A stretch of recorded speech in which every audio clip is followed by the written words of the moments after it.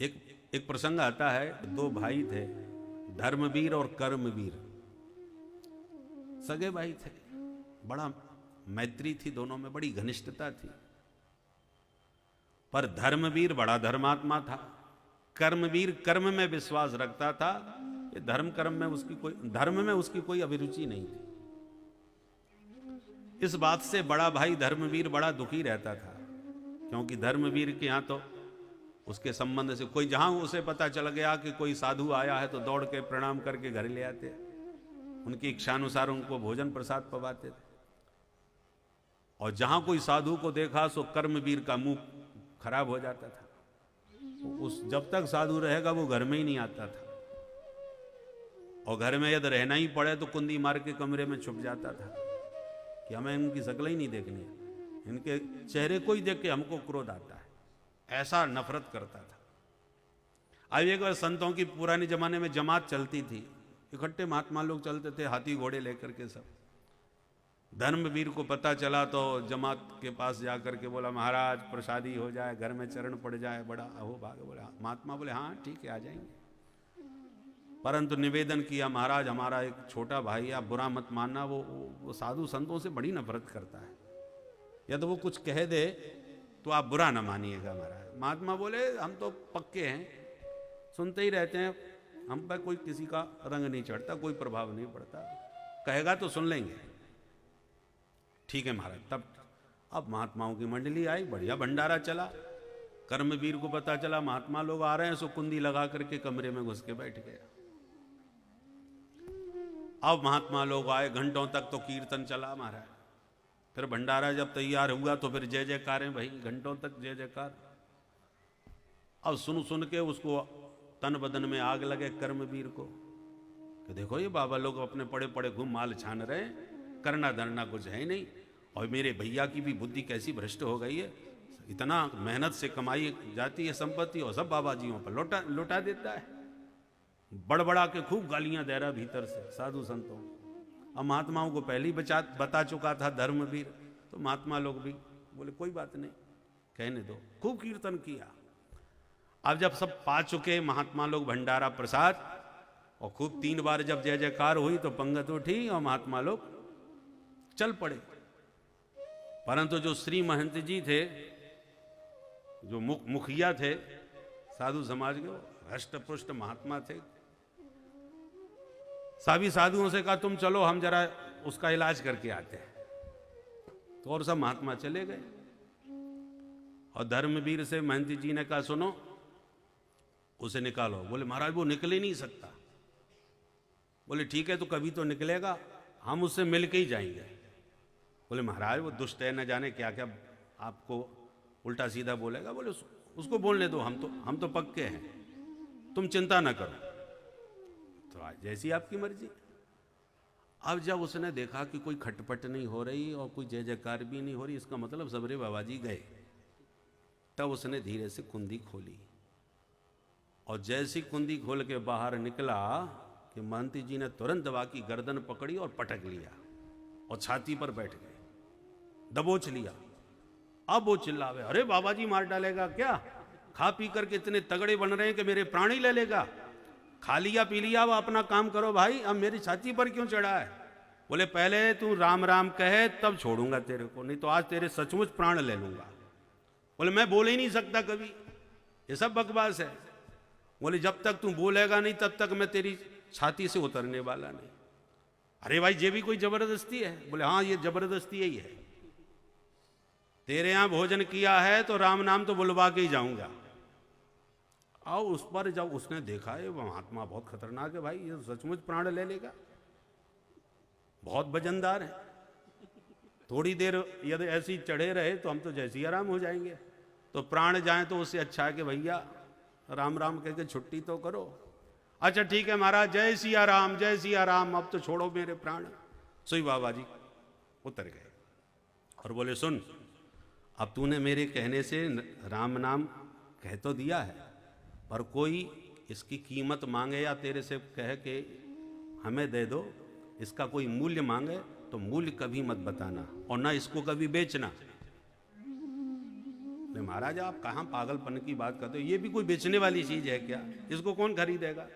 बोले तू तो ये बात गांठ बांध ले, या तो कोई इससे तेरे को खरीदने को कहे ये राम नाम तो तू बेचना मत, बस इतना याद रखना। बोले ठीक है महाराज आप पधारो। तो महात्मा तो चले गए। कुछ ही दिनों के बाद कर्मवीर मर गए। मरने के बाद जब नरक में पहुंचा, ये पापी था। यमराज ने बही खाता देखा है, चित्रगुप्त से पूछा भाई देखो इसका। चित्रगुप्त ने कहा महाराज नंबर 1 का पापी है, साधु संतों से इसने हमेशा नफरत की है, उनका अपमान भी खूब किया है। बस एक थोड़ा सा पुण्य है, क्या, एक बहुत अच्छे भजनानंदी संत के दुराग्रह करने पर, जबरदस्ती उनके द्वारा कहलवाने पर इसने एक बार जय सिया राम बोला था, एक बार बोला था बस, और इसके जीवन में कोई पुण्य नहीं है। तो यमराज ने कहा भाई तूने और तो कुछ अच्छा काम नहीं किया, पर एक बार एक संत के कहने से राम नाम बोला है तो बोल, तू उसके बदले में क्या चाहता है। तब उसे महात्मा की बात याद आई। वो महात्मा ने कहा था कि बेचना मत भाई। तो उसने कहा पहले ये बताओ इस एक बार राम नाम कहने का मूल्य क्या है, कीमत क्या है, मुझे कीमत का तो पता चले तब मैं कुछ मांगू। अब यमराज ने चित्रगुप्त से कहा तुम बताओ इसकी क्या कीमत लगाई जाए। यमराज बोले ये तो मुझे नहीं मालूम, मैं तो पापियों को दंड देने वाला हूं, ये राम नाम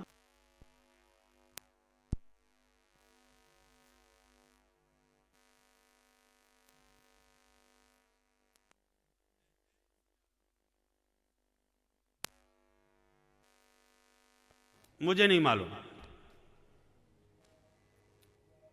तो कर्मवीर ने कहा कि जिसको मालूम है उसके पास लेके चलो, मैं इसको बेचने वाला नहीं, मुझे इसकी कीमत पूरी पूरी चाहिए, नहीं तो तुम लोग मुझे ठग लोगे। मैं अनपढ़ अनाड़ी आदमी, मुझे इसका पूरा मूल्य मिलना चाहिए, पहले यह पता चले इसका मूल्य है क्या। तो किसको पता होगा। तो यमराज ने कहा भाई हमको तो मालूम नहीं, चलो स्वर्ग के देवता जो इंद्र हैं उनसे पूछते हैं, शायद उन्हें पता हो। तो कर्मवीर बोला मैं ऐसे नहीं जाऊंगा, मुझे अपने राम नाम का पूरा मूल्य चाहिए, और जहां भी ले जाना हो मुझे अपने कंधे पर बैठा के ले जाओ, मैं पैदल नहीं चलने वाला।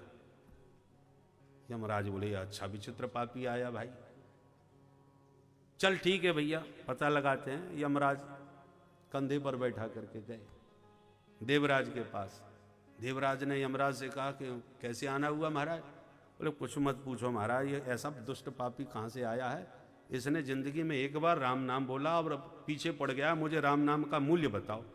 अब हम पापियों के बीच में वो काम करते करते अब हम राम नाम की कीमत हम क्या जाने। अब आप स्वर्ग के देवता हो, आपको पता होगा, इसलिए आपके पास चले आए। आप बताइए राम नाम की क्या कीमत है। देवराज बोले हम भी भोग के देवता हैं, स्वर्ग के भोग विलास में डूबे रहते, हम राम नाम की कीमत क्या जाने। तो कौन जानता होगा। तो चलो ब्रह्मा जी के पास चलते हैं, विधाता हैं सृष्टिकर्ता हैं, उन्हें अवश्य मालूम होगा। बोले चलो। कर्मवीर बोला मैं पैदल नहीं जाऊंगा, जहां भी ले जाना है मुझे अपने साथ बैठा के ले जाओ। तो तुरंत पालकी का प्रबंध हुआ। वो लंबी यात्रा पे है तो एक तरफ इंद्र एक तरफ यमराज पालकी में लगे और श्रीमान जी बैठ के चले। पहुंच गए ब्रह्मलोक। ब्रह्मा जी के पास जाके सारी समस्या सुनाई।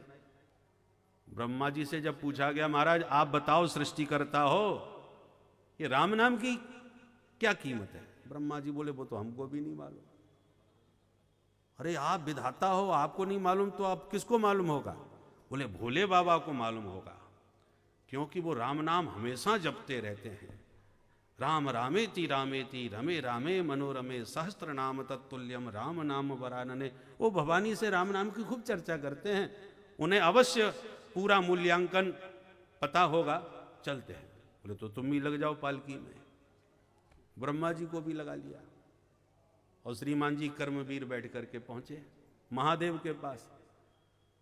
सारी समस्या विस्तार से सुनाते हुए कहा महादेव अब आप ही बता दीजिए राम नाम की महिमा क्या है। बोले बाबा ने कहा राम नाम में दिन रात जपता हूं और मुझे परमानंद की प्राप्ति होती है, परंतु राम नाम की पूरी कीमत क्या हो सकती है ये तो मैं भी नहीं बता सकता। अरे राम राम, ये तो बड़ी समस्या आ गई। तो आप किसके पास जाएं? बोले जिसका नाम है उसी के पास चलते हैं। बोले तो आप भी लग जाओ पालकी में। अब तो महाराज ब्रह्मा जी, शंकर जी, देवराज इंद्र और यमराज सब दो दो आगे लगा करके, दो आगे दो पीछे, और श्रीमान जी को पालकी में बैठा करके पहुंचे सीधे साकेत धाम, प्रभु राम जी के दरबार में। दिव्य अलौकिक साकेत धाम में राम दरबार के मध्य जब पहुंचे, सारी समस्या सुनाई और कहा सरकार आपका नाम बड़ा अद्भुत है। इस दुष्ट ने जिंदगी में एक बार लिया है एक साधु के, वो भी जबरदस्ती कहने पर। अब ये पूछ रहा है कि इस राम नाम की महिमा क्या है। तो आपका ही नाम है, आपको तो अवश्य पता होगा, आप ही बता दीजिए।